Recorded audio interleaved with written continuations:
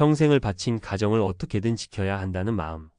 그 간절함이 오히려 내 남은 인생을 빈털터리로 만들 수 있다면 믿으시겠습니까?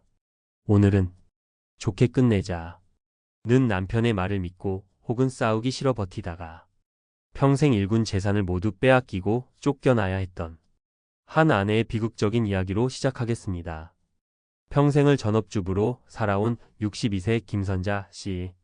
남편의 낡은 와이셔츠를 다려주며 시작했던 작은 공장이 중소기업으로 성장하기까지 그녀는 묵묵히 남편을 내조하고 두 아이를 키워냈습니다.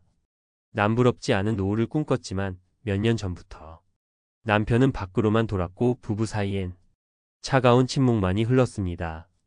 그러던 어느 날 남편은 통보하듯 말했습니다. 우리 이제 그만하자. 사업도 어렵고 빚도 많다. 그냥 지금 사는 이 아파트 당신 줄 테니 조용히 도장 찍어줘. 머릿속이 하얘졌습니다. 자식들 얼굴은 어떻게 보나, 이 나이에 이혼녀라는 손가락질을 어떻게 견디나. 충격과 배신감에 휩싸였지만 김선자 씨는 이혼만은 안 된다고 버텼습니다. 하지만 남편의 계속되는 회유와 압박에 결국 지치고 말았습니다. 평생 살림만 했는데 내 몫이 있겠어라는 체념, 그리고 그래도 설마 남편이 나를 빈손으로 내쫓기야 하겠어 라는 마지막 믿음. 결국 그녀는 재산 분할 청구를 향후 일절 제기하지 않는다 는 조항이 선명하게 박힌 협의 이혼 서류에 도장을 찍고 말았습니다. 그렇게 3년이라는 시간이 흘렀습니다. 명절에 모인 자녀와의 대화에서 김선자 씨는 무심코 던져진 한마디에 심장이 멎는 듯 했습니다. 엄마, 근데 아빠가 그때 그 오피스텔은 어떻게 하셨대요? 처음 듣는 이야기였습니다. 자녀를 통해 알아본 충격적인 진실은 남편이 사업이 어렵다던 시기에 실제로는 회사 수익금을 자녀 명의의 계좌로 꾸준히 빼돌렸고 심지어 다른 지역에 남편 명의의 오피스텔까지 따로 마련해 두었다는 것이었습니다. 어렵다고 거짓말했던 모든 순간들이 날카로운 파편이 되어 가슴에 박혔습니다. 김선자 씨는 당장 변호사를 찾아갔지만 돌아온 것은 절망적인 답변뿐이었습니다. 안타깝지만 선생님, 이혼한 날로부터 2년이 지나면 추가로 발견된 재산에 대해 재산 분할을 청구할 수 있는 권리가 사라집니다. 이혼 당시에는 몰랐던 재산을 뒤늦게 알게 되었더라도 법에서 정한 2년이라는 제척 기간의 벽에 막혀버린 것입니다. 이혼만은 안 된다며 버텼던 시간, 좋게 끝내자는 말을 믿었던 대가는 너무나도 참혹했습니다. 자, 김선자 씨의 이야기가 너무나 안타깝습니다. 하지만 지금부터가 정말 중요합니다. 이 비극을 피할 방법은 없었을까요? 다행히 우리에게는 다른 선택지가 있습니다. 비슷한 상황에 처했던 59세 이정숙 씨의 사례는 우리에게 중요한 교훈을 줍니다. 이정숙 씨 역시 남편으로부터 갑작스러운 이혼 요구를 받았습니다. 남편은 재산이 거의 없다고 주장했지만 그녀는 남편의 눈물이나 회유에 흔들리지 않았습니다. 대신 남편의 통장에서 최근 몇 달간 급격히 현금이 인출된 내역에 주목했습니다.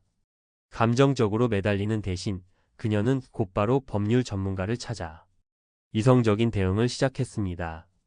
변호사는 즉시 법원에 남편의 공식적인 재산 목록을 요구하는 재산 명시 신청을 하고 금융거래 내역과 국세청 자료에 대한 사실 조회를 신청했습니다. 그 결과는 놀라웠습니다. 남편이 친척 명의로 돌려놓은 상가와 몰래 운용하던 주식 계좌가 드러났습니다. 또한 남편의 퇴직연금과 국민연금 역시 당연히 나눠야 할 공동재산이라는 사실을 명확히 하여 재산 목록에 모두 포함시켰습니다. 재판 과정에서 이정숙 씨는 자신의 인생을 당당하게 주장했습니다. 수십 년간 새벽같이 일어나 밥을 하고 아이들 도시락을 싸고 남편이 오직 일에만 전념할 수 있도록 가정을 지켜온 그 모든 시간이 법정에서 명백한 기여로 인정받는 순간이었습니다. 법원은 숨겨진 재산을 포함한 전체 공동재산의 절반에 가까운 몫을 이정숙 씨의 것으로 판결했습니다. 그녀는 남편에게 의지하는 대신 자신의 힘으로 남은 노후를 스스로 지켜낼 수 있게 된 것입니다. 두 사례의 결정적인 차이는 무엇이었을까요? 바로 감정이 아닌 증거를 봤다는 것입니다. 상대 배우자가 이혼을 요구하며 재산을 축소하려 할 때 우리는 그 말을 믿을 것이 아니라 사실을 확인해야 합니다. 갑작스러운 거액의 현금 인출, 가족 간의 의심스러운 돈거래, 평소 씀씀이와 맞지 않는 소득 신고. 관련 통계에 따르면 이혼 소송에서 재산 은닉 시도는 생각보다 빈번하게 일어난다고 합니다. 이러한 위험 신호들을 절대 가볍게 넘겨서는 안 됩니다. 그리고 무엇보다 중요한 것은 나의 권리를 정확히 인지하는 것입니다. 평생 살림만 했는데 라는 생각은 이제 버리셔야 합니다. 우리 법원은 전업주부의 가사 노동과 자녀 양육을 재산 형성에 대한 명백한 기여로 인정하고 있습니다. 이것은 시혜가 아니라 나의 당연한 권리입니다. 상대 배우자 명의의 부동산, 예금, 주식은 물론 퇴직금과 연금까지도 혼인 기간 중에 함께 이룬 소중한 자산입니다. 이것은 오늘 영상에서 단 하나만 기억해야 한다면 바로 이겁니다. 김선자 씨의 비극을 만든 가장 치명적인 함정, 바로 인연의 소멸시효입니다. 설령 협의 이혼을 하더라도 혹은 이혼 후에 숨겨진 재산을 발견하더라도 반드시 이혼한 날로부터 2년 안에 추가 재산 분할 청구를 해야만 합니다. 일단 이혼부터 하고 보자는 생각, 시간이 지나면 어떻게든 되겠지라는 안일한 생각이 나의 모든 것을 앗아갈 수 있습니다. 그렇다면 이 비극을 막기 위해 우리는 무엇을 준비해야 할까요? 3가지 실전 대비책을 꼭 기억해 주십시오. 첫째, 섣부른 합의는 절대 금물입니다. 상대방이 재산 목록을 투명하게 공개하기 전에, 그리고 그 목록이 사실인지 법적인 절차를 통해 검증하기 전에 향후 재산 분할을 청구하지 않는다. 는 식의 합의서에 절대로 서명해서는 안 됩니다. 특히 재산 은닉이 조금이라도 의심된다면 협의 이혼보다는 소송을 통해 법원의 도움을 받는 것이 내 재산을 지키는 가장 확실한 길입니다. 둘째, 보전 처분으로 묶어두는 것입니다. 상대 배우자가 재산을 미리 빼돌리거나 처분할 우려가 있다면 소송과 동시에 가압류, 처분금지 가처분 신청을 해두어야 합니다.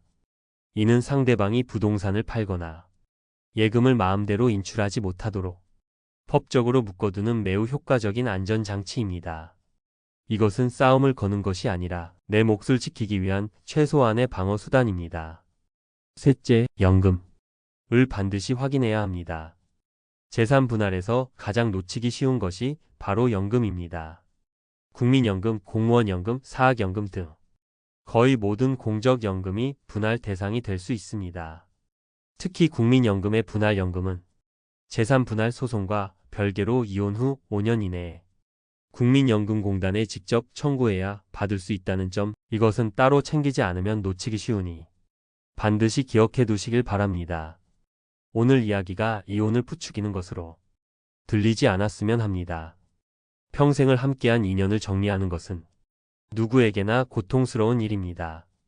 하지만 원치 않는 이별의 순간이 찾아왔을 때 지난 세월의 헌신을 스스로 폄하하고 법적 권리를 포기하는 것은 내 남은 인생 전체를 포기하는 것과 같습니다. 이혼은 관계의 끝일 수 있지만 결코 내 인생의 끝은 아닙니다. 오히려 새로운 시작이 될 수 있습니다. 나의 존엄과 나의 미래는 끝나지 않았습니다. 내 인생의 주인으로 당당하게 서기 위해 우리는 알아야 하고 준비해야 합니다. 오늘 내용이 여러분의 삶의 작은 등불이 되었다면 좋겠습니다. 혹시 비슷한 고민을 하고 계신 분이 있다면, 혹은 이겨낸 경험이 있다면 댓글로 여러분의 지혜를 나눠주세요. 서로에게 큰 힘이 될 것입니다. 여러분의 빛나는 인생 2막을 응원하며 구독과 좋아요, 알림 설정으로 저희 채널과 계속 함께해 주시길 부탁드립니다. 감사합니다.